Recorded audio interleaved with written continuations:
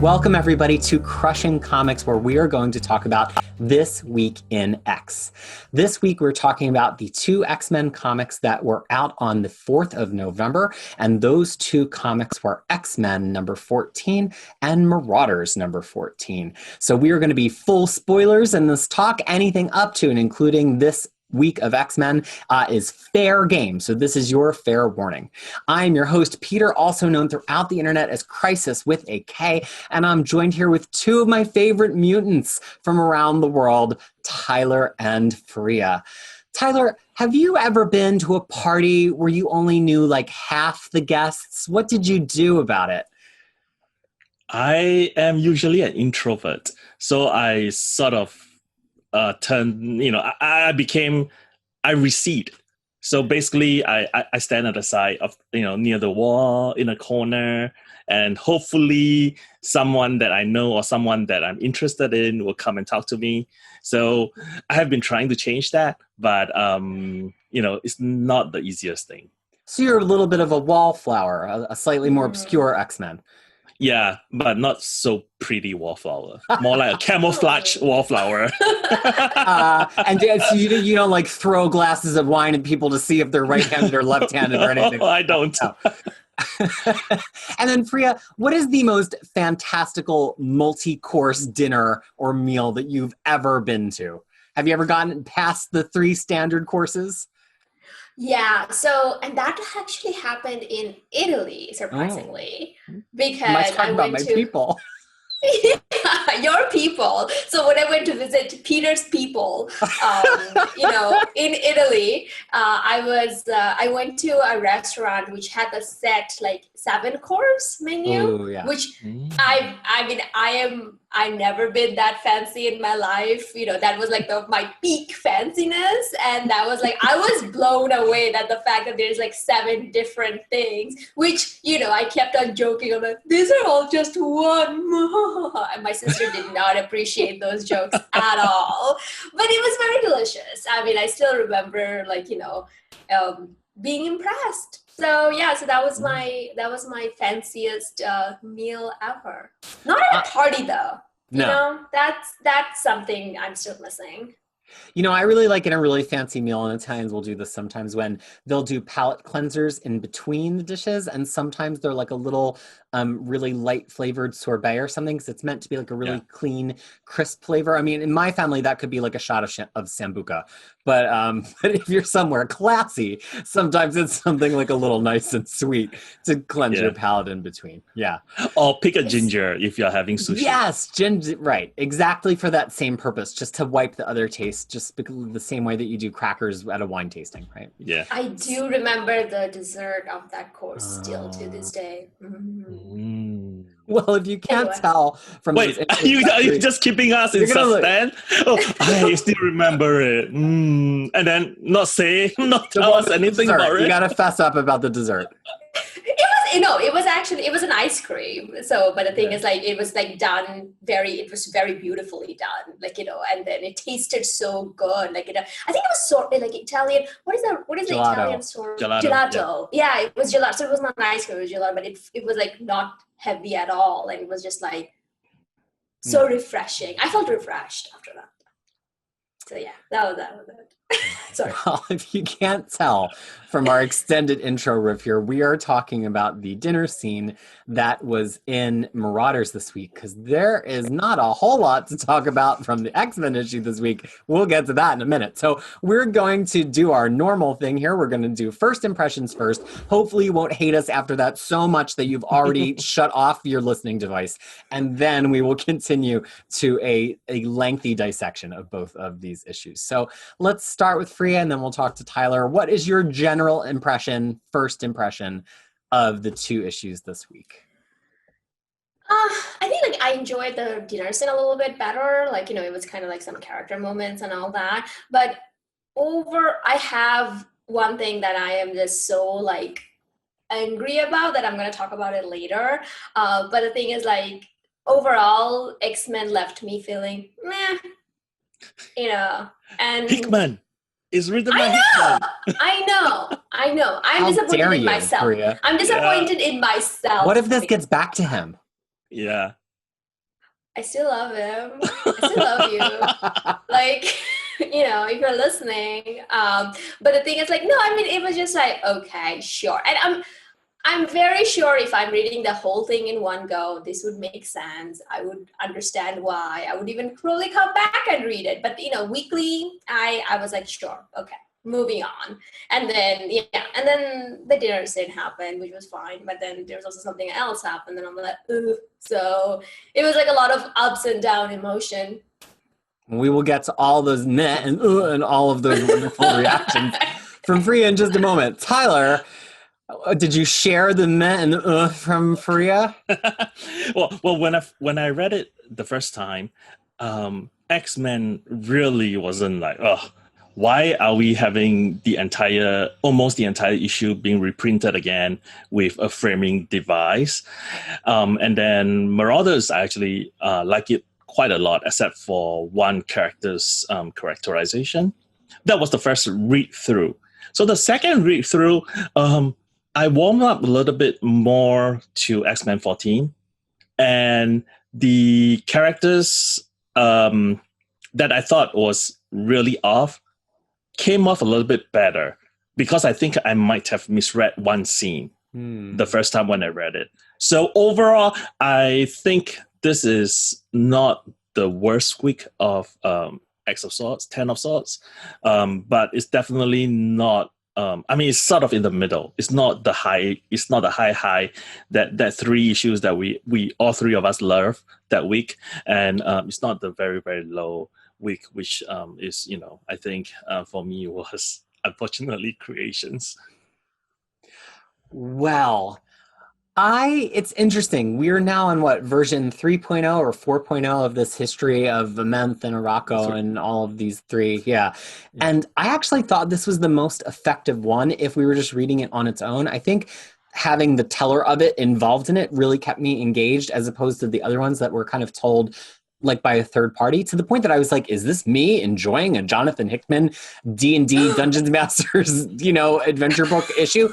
But then when I went back and looked at 12, because we'll get to it, but it repeats all of the art from the central portion of 12, it kind of made me hate everything even more, because I was like, what was the point of 12? It was like this reveal of Genesis was supposed to be such a big deal. I don't super care. And now I just feel like I had to read the same issue over again. I don't think it had the impact it was supposed to. So then I kind of soured on it. I thought Marauders was dumb. I look forward to talking to you about it. I thought it was freaking stupid. Yeah. Well, I actually went back and counted like scene by scene between X-Men 12 and X-Men 14. Yeah. Which is really just 2 months apart. Yeah. Right. If you think about it. After the little bump intro, outro, so, it is panel for panel. So Astra did 6 pages of new art in 14. And there's like 14 pages of the art that is replicated exactly, which is, Yusad. So we have like, you know, almost 2/3 of the art that we have seen before.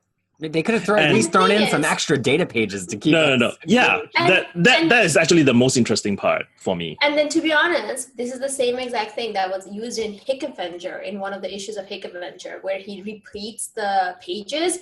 That was interesting, because it was, you were listening, seeing the same exact thing from a different person. The color didn't change, but for the first time, you see one character that you missed the last read through. That was effective. That's interesting. This one, I'm like, well, who gives a for any of this, people? Because the thing is that I don't, and this is something we talked about layering before, that it's just that you layer the story so it matters and you understand where everyone's coming from. I have not invested enough in Genesis, Arrako, Emin, like Summoner, in these people to see the same exact thing from 4 different viewpoints for me to arrive at the same conclusion.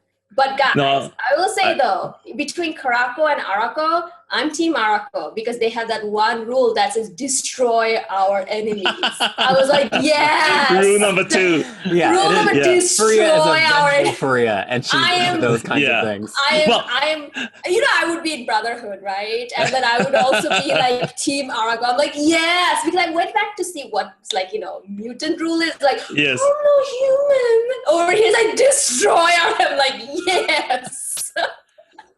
So that really like hyped me up though. Oh. And apart from the art that was repeated, right, there were 7 caption boxes that were exactly the same, 22 caption boxes that convey exactly the same message told from, one from a third person and one from the first person perspective. And there were, like, interestingly, 46 caption boxes that actually added information to the whole history.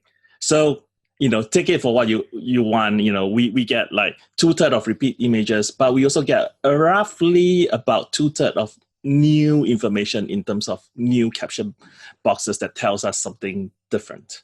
And then because I knew that there was all this repeat, I wanted to do the same analysis, but then I'm like, no, you know what? Tyler will come with receipts. So I'll wait for that. So I'm glad, Tyler, you brought that up because I knew that the informations are not like, it's not even like, oh, this history is even changing.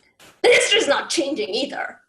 Well, no, it's not changing, but the way it was told added more information, even though the art did not show more information. Before we dig into this too deep, because we're already like off to the races here. Yes. Let's just talk for just a moment about the idea, and these are Tyler's words and not mine in our notes here. Repetition as a form of storytelling and as a literary device, right? There are many famous novels, movies that use this for comedic effect, for a dramatic effect, right? There's the whole kind of like Rashomon effect where you see the same events from many different viewpoints. My favorite movie of all time, Clue, which plays different endings to the movie, even though you've seen the same events leading up to it. Or then there's also kind of like Groundhog's Day, right? Like living the same thing over and over and seeing what you could change. This, of course, is the most like the kind of Rashomon example because we're getting different perceptions on things.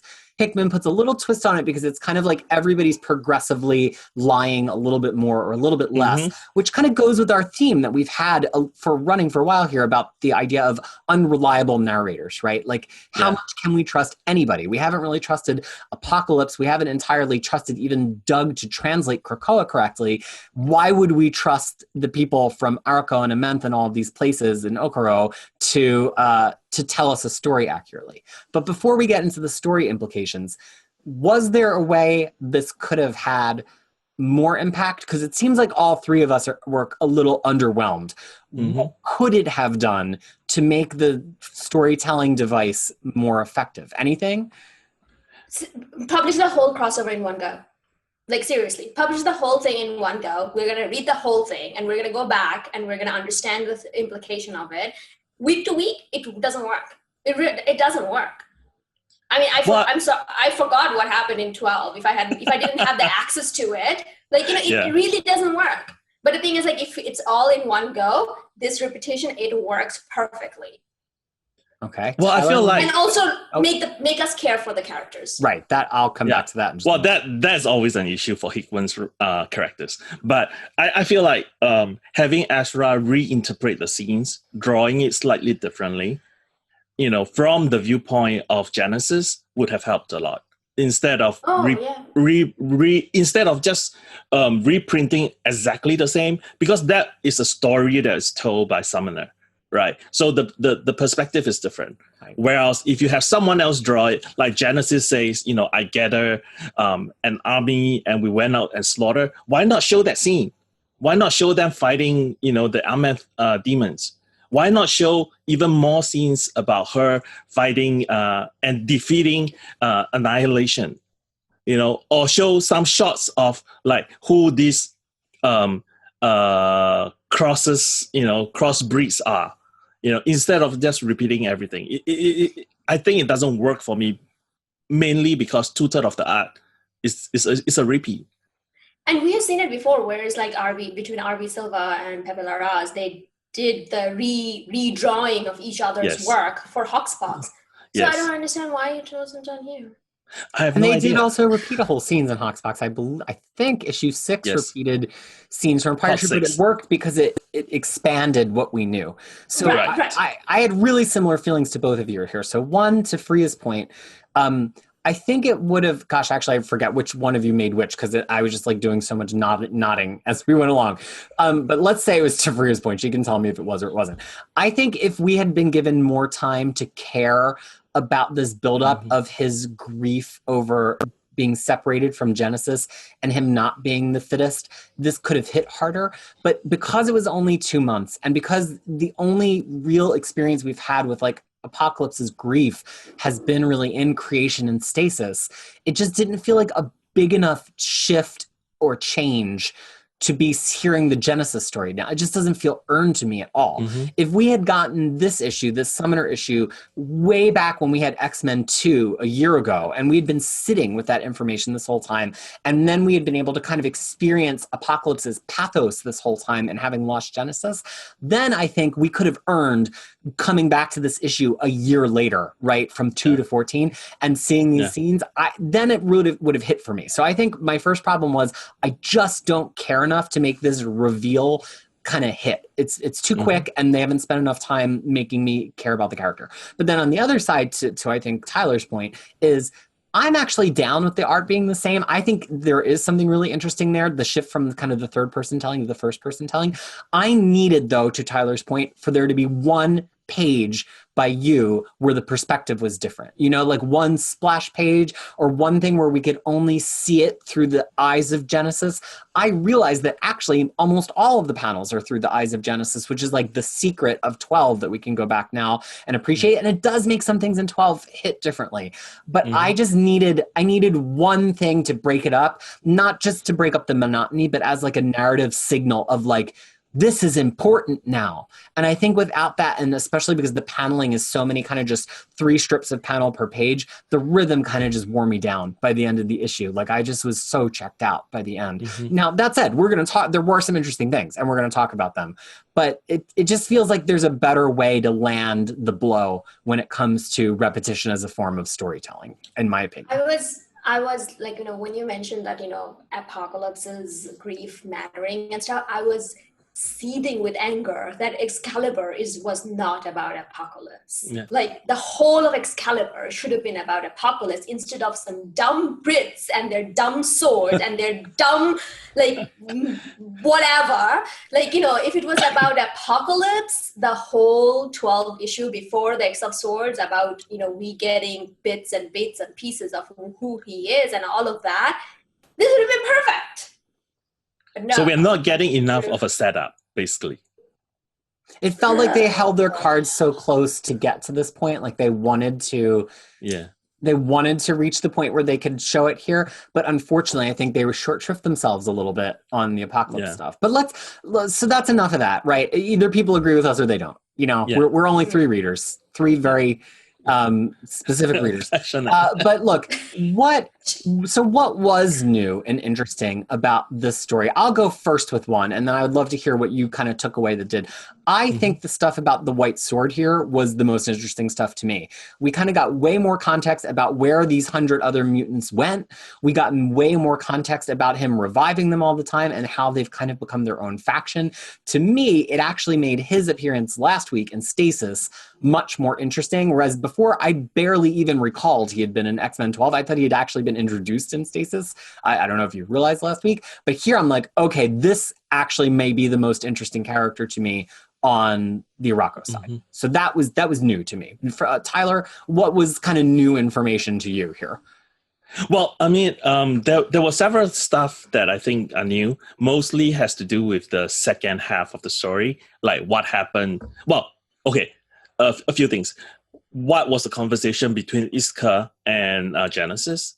Right, because that actually is presented very differently between 12 and 14. Differently. Yeah, yes. Very, very Rashomon effect. Yeah. And then the other thing would be like what happened to it was briefly touched upon that when they first enter the land of Ameth, you know, some mutants went mad. And then we realized what happened to those so-called mad mutants. You know, they basically got captured and then used as breeding stock to crossbreed with the demons. And like I suspect I suspect those are what they call Val, the Val people in the data pages.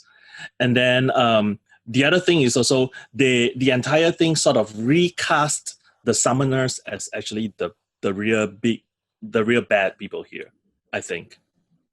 Instead of Ameth, instead of Arrako, I think the summoners as a whole are the ones that are actually running this whole thing. Because there's one line which I think, which Genesis mentioned when she recounts the story. It says, "This nation you helped form." That is a lie, because Apocalypse did not form Krakoa. Well, from her perspective, but no, I'm not saying that Genesis is lying. I'm saying that she got information from Summoner who fed back to them. Oh, and so he's kind of being a pass between. He's basically the one that's lying on both sides. Which would be a very Hickman device to have somebody kind of in the middle manipulating. So leave it to Tyler and his receipts. I almost had a theme song for you this week. Maybe next time. Leave it to Tyler and his receipts to pull a little bit more intrigue out. Fariha, was there anything here that specifically intrigued you in a new or a different way than the last time we saw this story? I think now there's this whole idea that mutants means different things now, because all this era we thought mutants are evolution of Homo sapiens, and then they're in the world. But now it feels like there is more to them. There's like mutants from all the past. Question is, where are they evolving from then? Or what's more their story? And then I also kind of found it intriguing that the whole 100 mutants being brought back again and again. And it was very the Clone Wars of Star Wars. It's just like this clones being brought back again and again, and then they have their war and they're like, F this, we're not doing this. So it's just I think it's an interesting story to be told. It always happens that you create something to do your fight, but they rebel back because it's no, we have our own thoughts and feels about this. So it happened here again. So which is, I thought was interesting. One thing that was I never, 2020 has been such a weird year for everyone, but I never thought in my life I'll see one issue where it opens with Apocalypse hanging out under a tree like a lovesick puppy. It's I'm sad. That to me was brand new. It's who is this Apocalypse? The relationship between Genesis and Apocalypse is really toxic. It's Genesis kept insulting him and kept putting him down. It doesn't seem healthy at all to me. It's okay, maybe they have a more sadist and masochist type of relationship. Oh, tell us more about that, Tyler. Well, one likes to give pain and one likes to receive pain. So you know what I mean. So this episode's in this way and in this direction. Well, no, it oh gosh, I have so much to say. I want to put a pin in the Vile and the kind of crossbred mutants. I think we got to come back to that. Yeah. Because that's important. But coming off of what you're both just talking about, Genesis and their toxic relationship, so interesting that in issue 12, when Summoner talks about what happens to Genesis after Isca summons her to the city, she's described as being buried. They battled, and Genesis was found wanting, defeated, unfit, and buried. And buried with her was all hope for Arrako. That's the caption over the tight shot of the golden mask. But that is a totally different thing in the current issue. In the current issue, the way that plays out is she says, I took her life, I took her head, and in doing so, I sacrificed my own. I did not know what victory meant. I did not know what it cost. Whoever defeats the helm claims the helm. Whoever wears the crown controls the land. And so she goes on to say that effectively she tried to resist. She didn't want to put on the helm, and terrible things resulted. So that was not just an untruth. That was an outright lie by Summoner in 12. She was never defeated or buried.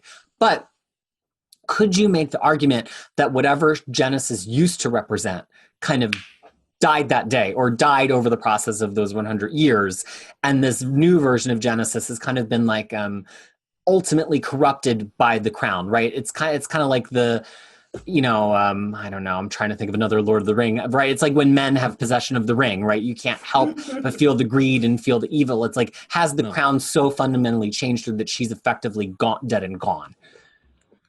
Well, she resisted for 100 years. She did. Fariha? Yeah. No, I thought the same though. I mean, I thought that's why she's like, she has no love for Apocalypse. And they've been like away from each other for how long? I'm always Thousands of happy about, I'm always happy about people moving on. Like, thousands of years. Hey, listen, she moved on. She had other things and stuff, but Apocalypse was just buried most of the time. Then he came, then he ran after some mutants for some time. Mm-hmm. And, so they had like a different life experiences that put them apart. I thought that, that's kind of like where they are. Yeah. I mean, once again, it's hard to kind of talk about that, is like whether their relationship is actually truly toxic or not if we haven't seen what normal was before.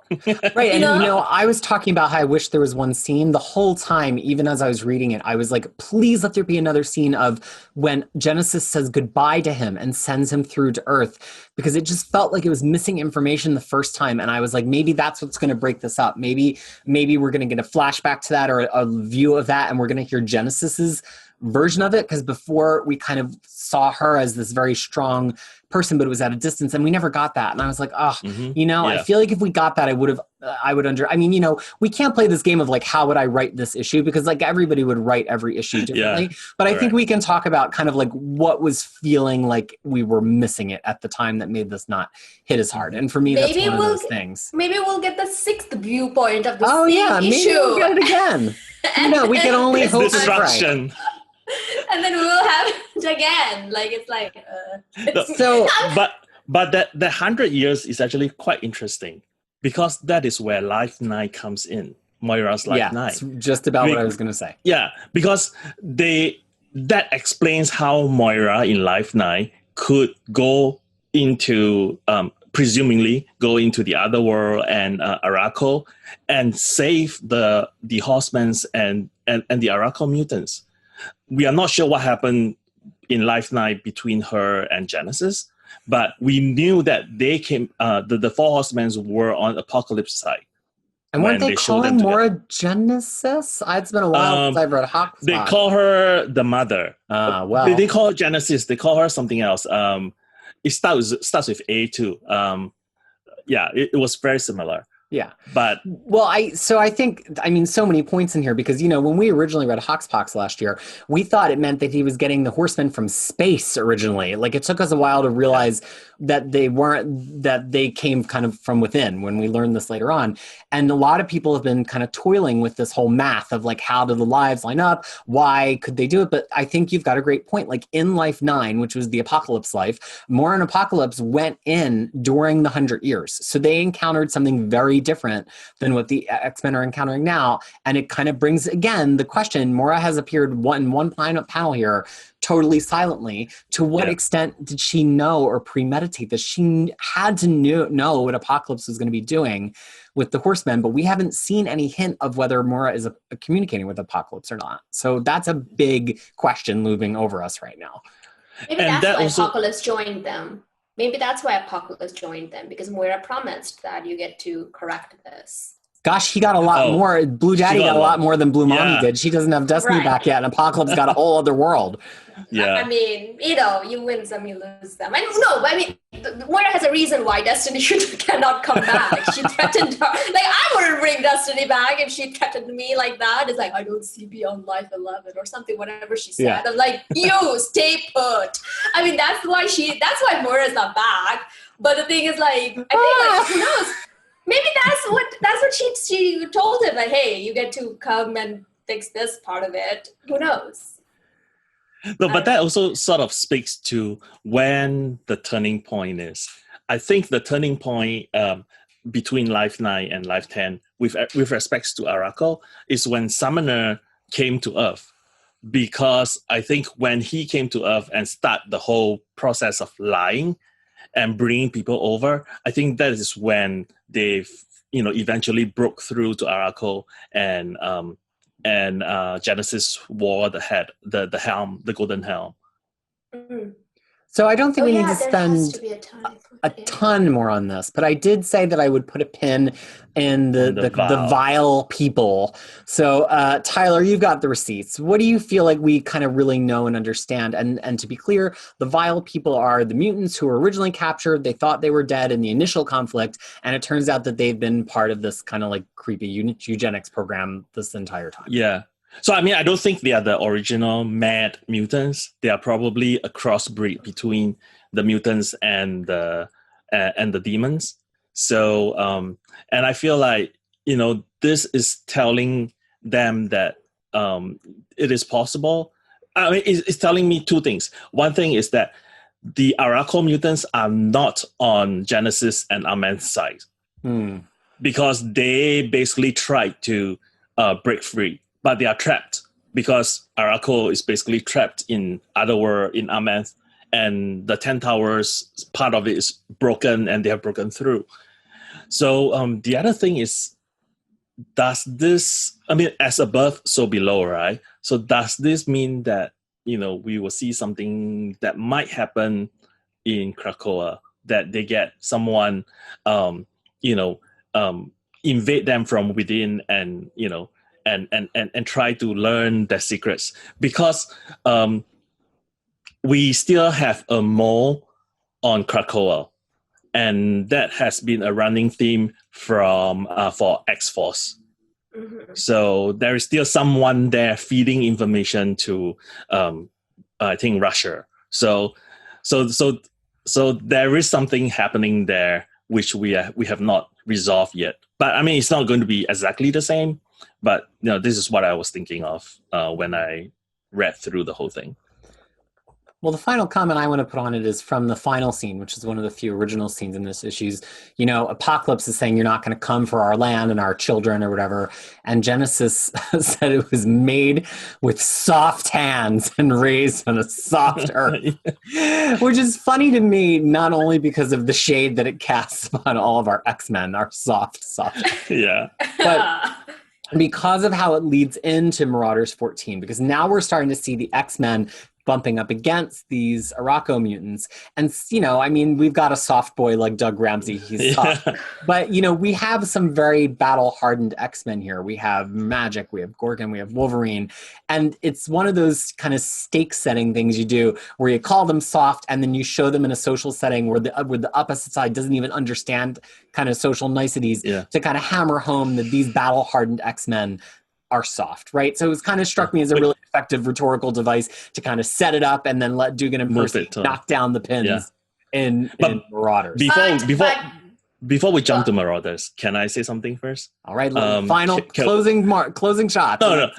I think we sort of need to talk a little bit about the last prophecy of Idyll. I don't know how to pronounce his name. The prophet. Right, it's on the final data page. The very final daughter data of page. Idyll, son of Idyll. Yeah. So basically, I think it's just a history. It's just a line of prophets named Idyll. And two things.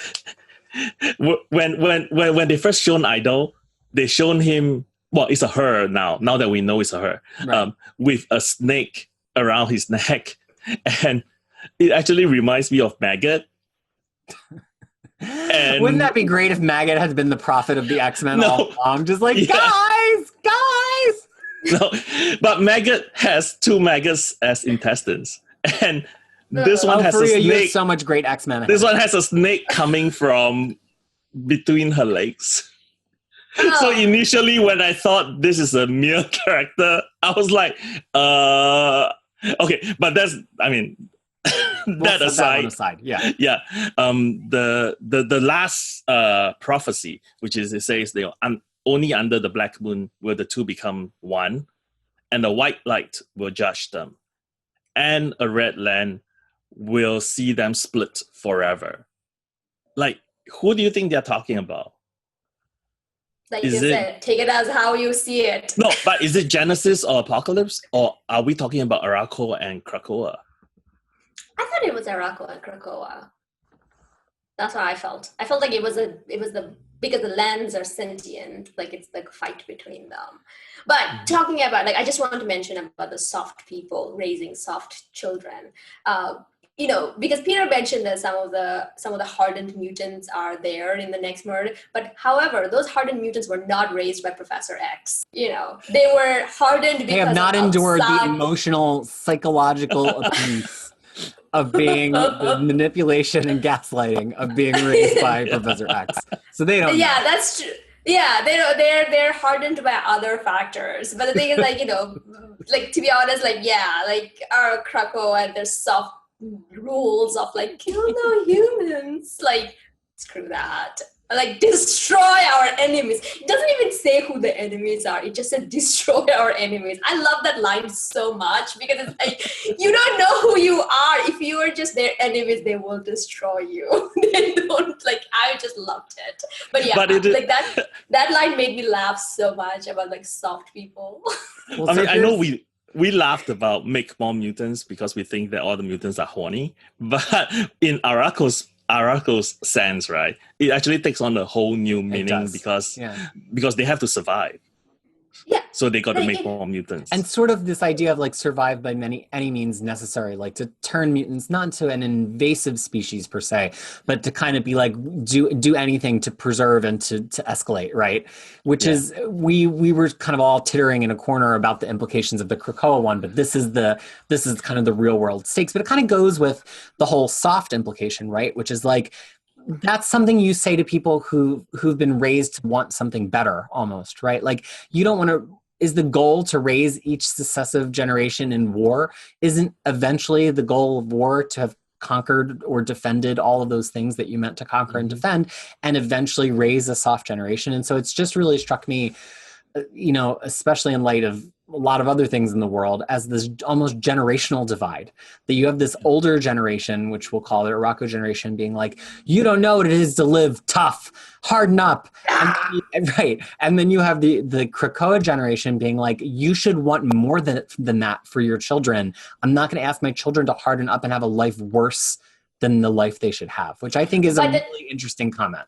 No, I mean, it is, but the thing is, like, it's also because have Krakoan people earned it yet? Because I feel like there's still so much fight they need to do before they can get into that soft space. Yeah, they're not even all the way soft, just softer than. And my final comment on the prophecy is that I always, every time, whenever we talk about Two Become One, am thinking about the iconic Spice Girls song, Two Become One from 1996, and that's the only thought I have it on. Okay, now we're moving on to Marauders. Yes, now we're moving to Marauders. So I think so there's a lot of little moments in here. They really do try to let us spend a second with every swords person, which is really the first time that we've done that aside from creation stasis, so I can appreciate it for that. And we get a few specific horse people combos. So I'm just going to run through the combos as outlined by Tyler. And I'm telling you now, we're saving Storm and Death towards later, because that's probably the most interesting one. So we get Soft Boy Doug and Bay of the Blood Moon. This is probably the most basic level comedic interaction out of all of them. Fariha, Tyler, go first. What did you? I'm jumping in here because, you know, Doug, your list. I feel a lot for Doug, because that would be how I would react in with a party. With his leg up against the wall. I'll be just like, and trying to enjoy my food and drinks. And then, like, this giant, athletic, beautiful warrior woman would come in and say, "Don't look at me." And I'll be like, okay.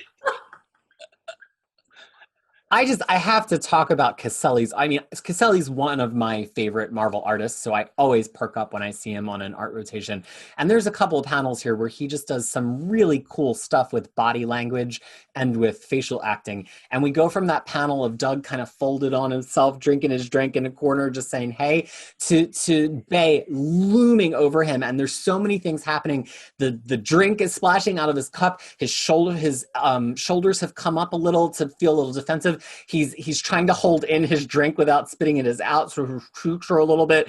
Like, there's That's so thoughtful. And I can just picture Caselli like in a mirror making the face to decide how he's going to, because it's so specific, right? It's not just like a general eyes wide shock face. It's like there's so many specific anatomical things going on with the jaw and the eyes and the brows and the shoulders that I could just picture him with a mirror in front of him drawing it. And like, that's why I love his artwork. And you can sort of like feel like he's trying to sink back into the wall. It's like, please, just take me, you know? Yeah.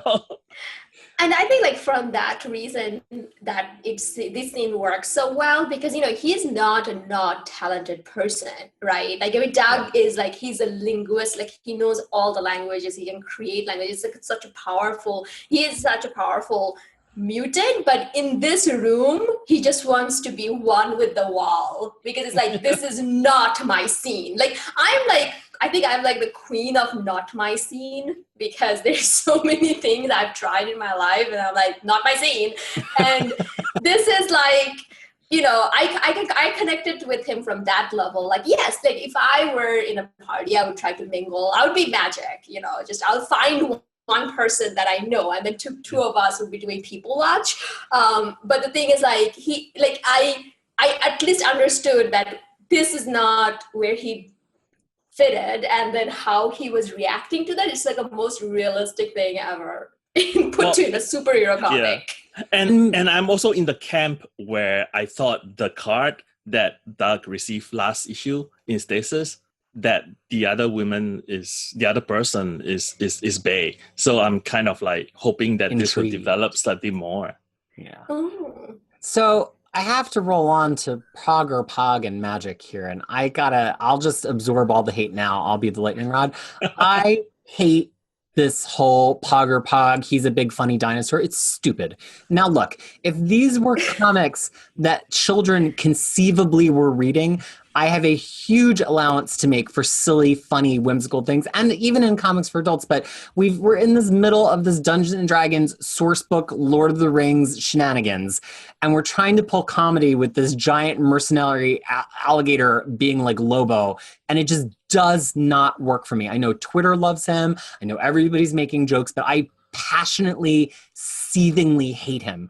And then to pull Magik into it, who can be funny, but funny in this very, like, I don't quite understand human behavior way. But here she's just like cracking jokes. And it just, at this point, I gave up on the issue. I'm like, I don't care what else happens. Everything from here out, this is a 0. I hate it. I'm done.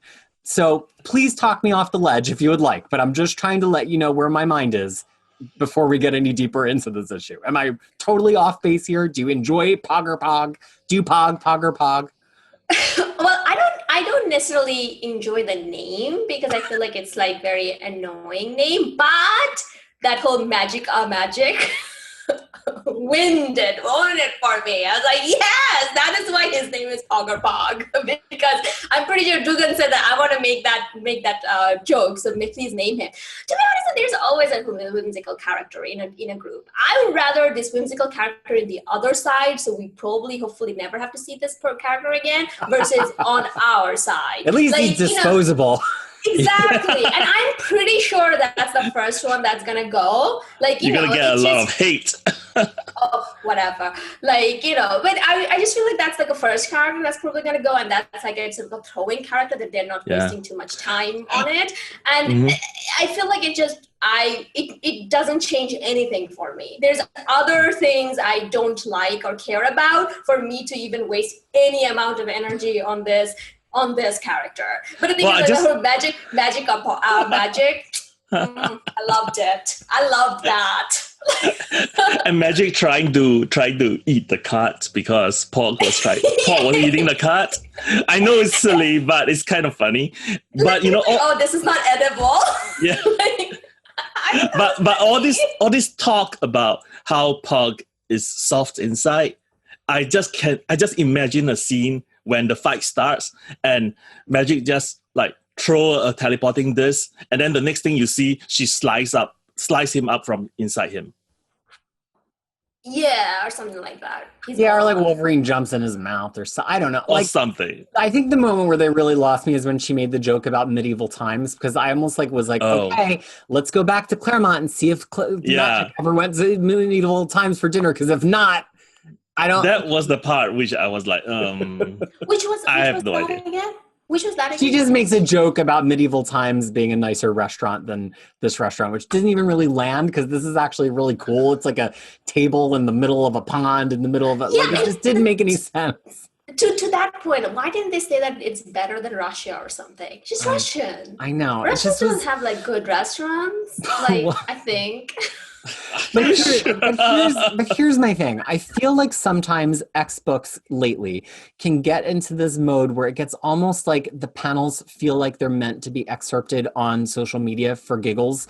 And I hate to be the old curmudgeon, even though I know I am the old curmudgeon, but it's like not good comics. And this is usually my dispute when Leah Williams gets like a little too kooky, where I'm like, it's just all Twitter jokes. Like, where is the plot? And I feel like Dugan plus Percy, for some reason, have gone over to this like goofy jokes. I promise I'll stop after this.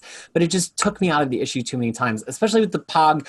Where are we going to fight him? What are we going to do? But like, he doesn't actually come off as threatening at all. Like, his whole Poggness has been a joke. So the whole thing about like how fearsome he is just never really landed for me. I don't know. I'm done now. I promise. But that's where I am. I do think that Arrako picked him just to get people on the like, oh, what is his deal? So they are focusing on him when their other players are much more dangerous and not enough time is spent on them. Quite frankly, it could be the case, yeah. Yeah, I mean, that's one of the reasons he's chosen. The same way Doug is chosen. No, I'm sorry. No, I did a joke. Sorry about that. Yeah. So let's, before we move on here, there is one interesting scene in the middle that's not between a Krakoan and another sword bearer, but between the Krakoa party, which is Wolverine, Brian Braddock, and Betsy, the collective Captain Britons. Brian the human. And Wolverine's whole point here is like, are you really going to risk two worlds just based on your marriage vows to Megan? Why don't you just go and boink Saturnine? And am I accurately depicting Wolverine's position in this conversation? So the hatred that you felt towards Pogg Ur-Pogg and Magik and everything, I felt the same exact hatred for all of Wolverine in this episode, in this issue. Like, I was so. We can skip ahead a little bit, but the thing is, like, the fact, if I have to watch one more time Wolverine murder a woman, like, I'm going to kill someone. Like, I'm going to murder someone. That I just cannot handle that anymore. Like, it's like a thing that happened once so many times, and now they just keep on repeating it. In this whole Hoxpox, we've seen it, like, now third time that he have done it. Why? And then what is this? Like, I read a lot of Wolverine, and I don't know if Wolverine will be talking like this or having these kind of ideas. I don't know where this is coming from. Maybe I haven't read enough. Like, I was like, really? Like, no, why? Well, I think it made him out to be like way more stupid than he actually is, because exactly. Like, I kind of can get with his whole like why. Let me put it this way. If the riff with Brian had been more about like, why are we not taking a more diplomatic tact? Like, I like popping claws as much as anybody, but aren't there other paths? I think it would have read better. But then to have him then effectively just be like, well, I guess I'm going to pop claws, as if stabbing Saturnine in the stomach is going to make one difference it just like, it ruined an already bad issue for me. Yeah. Yeah. No, that was... No, go ahead. Sorry. No, Tyler, you go ahead. No, I was just saying that was exactly my thought the first time I read through the thing. And then the second time I read through it, I was looking at the panel where Wall was, trying to poison Wolverine. And I'm thinking, is Wall trying to poison Wolverine by putting something in his food, knowing that Wolverine can regenerate? Or is Wall casting a spell on Wolverine by pouring something on him? Yeah, I did spend a while staring at that panel trying to decide. If you didn't notice it, dear listeners, there's a panel where you can see War kind of fidgeting under the line of the table with a bottle, and there's like little action marks around it. And then in the next panel, she's tipping it into his food. So like, but then we don't really see him eat any food. So like, are we supposed to think that? That's what I was saying. Yeah, like, He didn't eat it. Yes, correct. But that's the thing. Like, is he is she sprinkling it on the food or sprinkling it on Wolverine himself? Oh, who knows? It was badly communicated either way. Yeah. No, but the thing is, like, either way, he should not be this undone. I know. No. What I'm trying to get at is that this Wolverine at the very last act is very warlike. Is he under the spell of war at that point in time? And that wasn't his plan all along.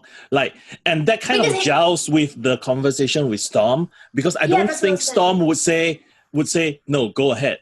You know, I will not stop you. If she knew that Wolverine is going to stab Statue 9.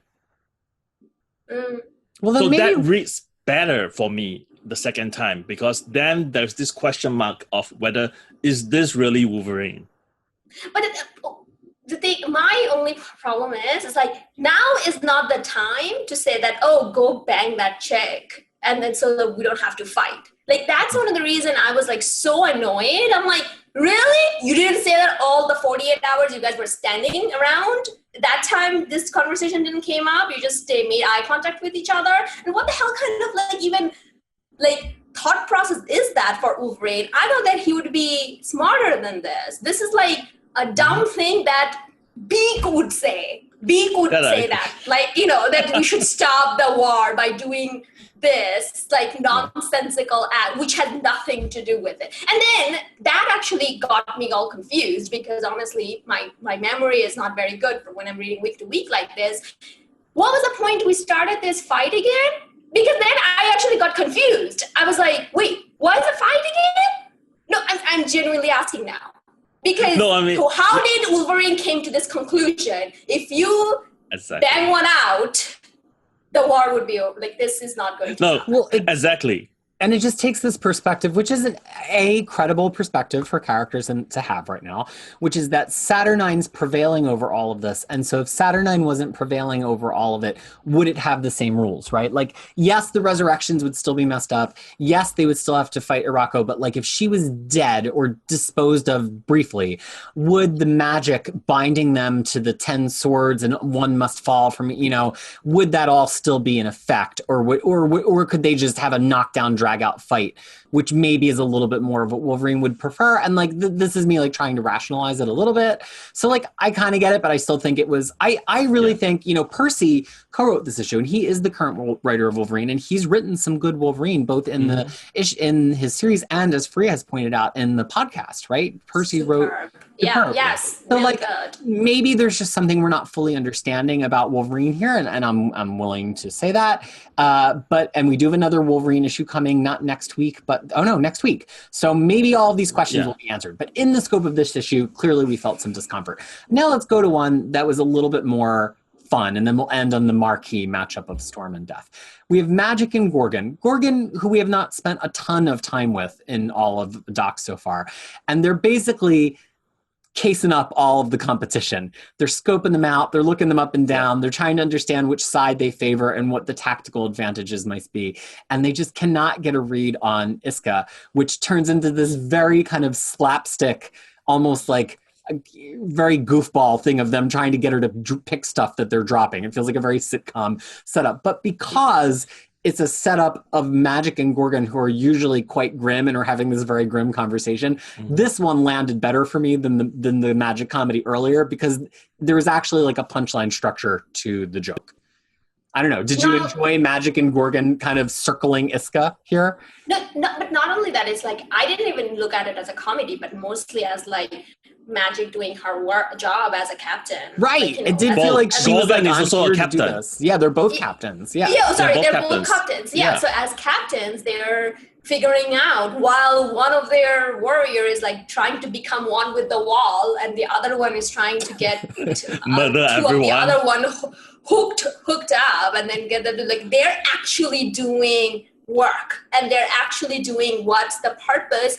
What I think Saturnine had this dining session about. So you get to know your opponent, and they're the only one who's actually doing it. And I thought it was done very well. I agree. I enjoyed it. Yeah. I agree. I Left, enjoy that. left arm, right, and then also like unbeaten. Like, ooh, unbeaten. I didn't see that coming. I was like, yeah, okay. Like that actually worked. And to be honest, that's this is like the same when there was the whole thing they said about like, you know, the 10 sword and the, I'm like, there's going to be a dinner scene. Hunger Games has it. Lord of the Rings has it. Every one of them has it. Like there's always this one calm before the storm, a dinner scene like that. And this was this. So from that point of view, I think it worked really well. But I want to tack back to X-Men 14 for one final comment on this scene.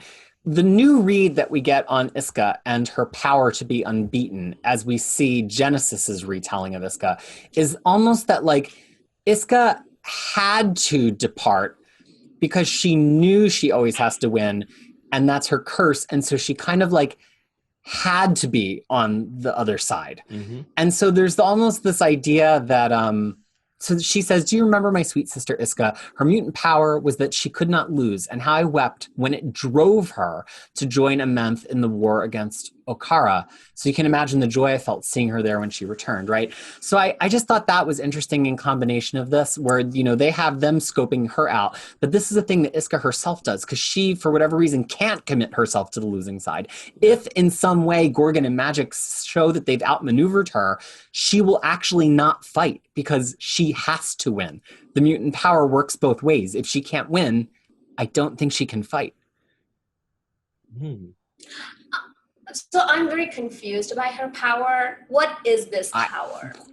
Like, what is this power? I mean, and can we have her run for president then? Because she cannot lose. Like, you know, whichever political party you're in, but, you know, she cannot lose.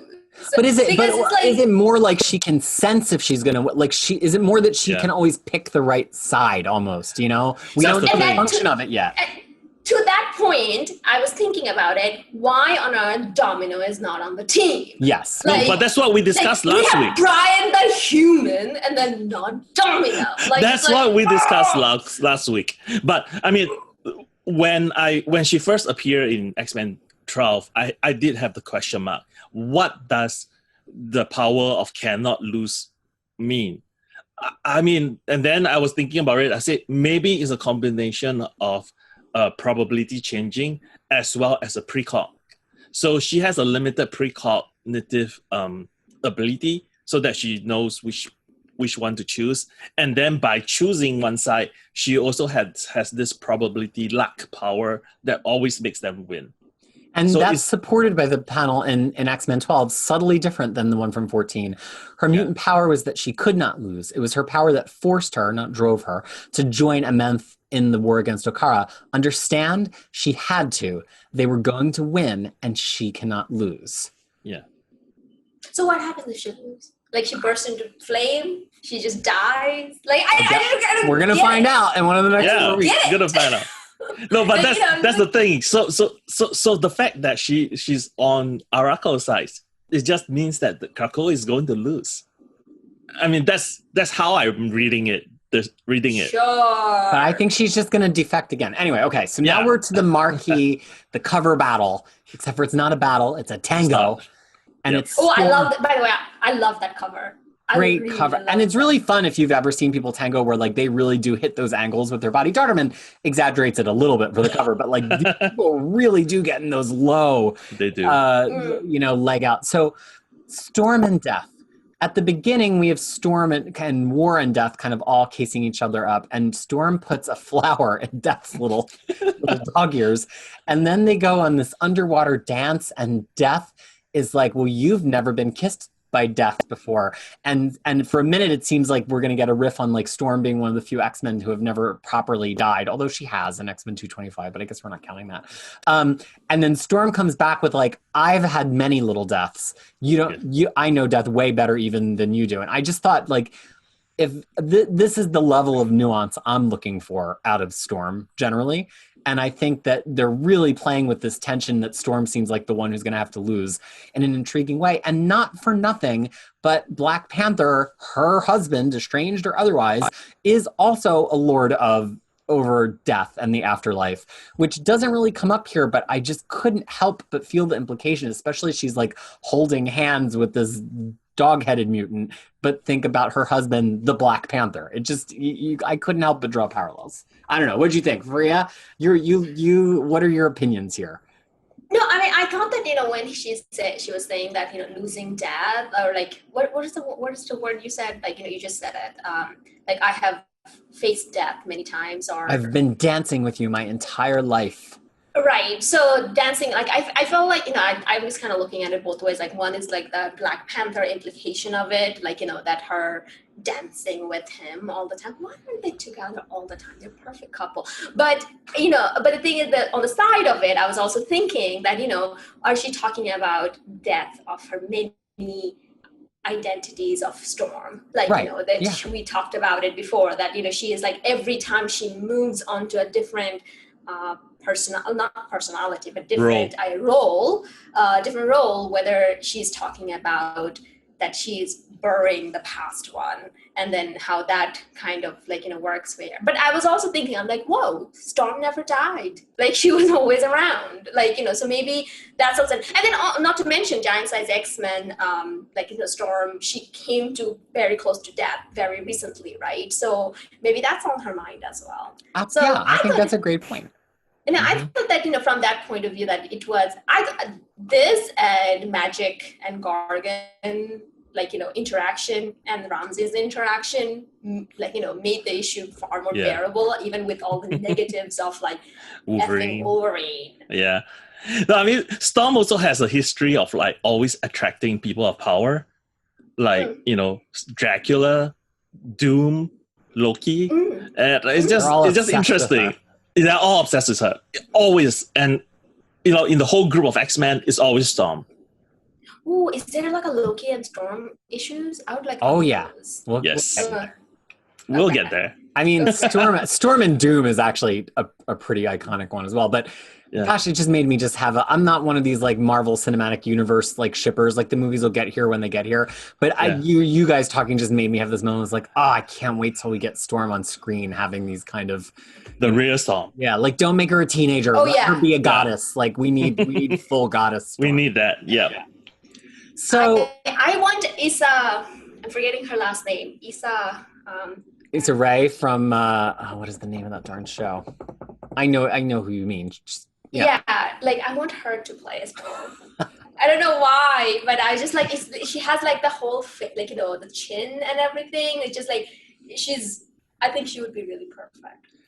So we've covered all the character interactions, and I'm coming down hard in this issue, but at least we got everybody in one issue. Even Cable has a couple funny moments in the background. Yeah. But there is one data page, which is Mad Jim Jaspers mostly giving notes to people who put the dinner together and giving his own notes on the various people that are coming with the swords here and how he'd like to rescue some things from Earth. But he ends on a very interesting sentiment. He says, if Krakoa survives this tournament, and my odds on that have dropped precipitously after sizing up their stock, but if they do, their young island nation will doubtless go from strength to strength with, I'm sure, planet-size repercussions.